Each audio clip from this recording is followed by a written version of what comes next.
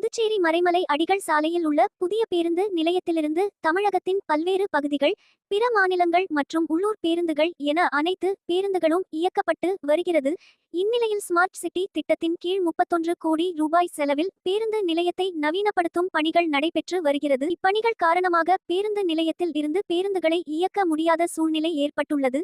இதன் காரணமாக இன்று முதல் இப்பணிகள் முடியும் வரை புதுச்சேரி கடலூர் சாலையில் உள்ள மைதானத்தில் இருந்து பேருந்துகள் இயக்கப்பட்டு வருகிறது. மேலும் தற்காலிக பேருந்து நிலையம் அமைய உள்ள மைதானத்தில் கழிவறை, குடிநீர் வசதி, உள்ளூர் மற்றும் வெளியூர் பேருந்துகள் பகுதி பகுதியாக நின்று செல்வதற்கான ஏற்பாடுகள் புதுச்சேரி நகராட்சி சார்பில் செய்யப்பட்டுள்ளது.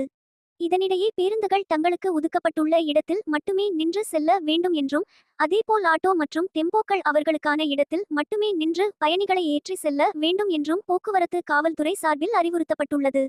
மேலும் பேருந்து நிலைய கட்டுமான பணிகள் 3 மாதத்தில் முடிக்கப்பட்டு வரும் செப்டம்பர் மாதத்தில் திறக்க திட்டமிடப்பட்டுள்ளது.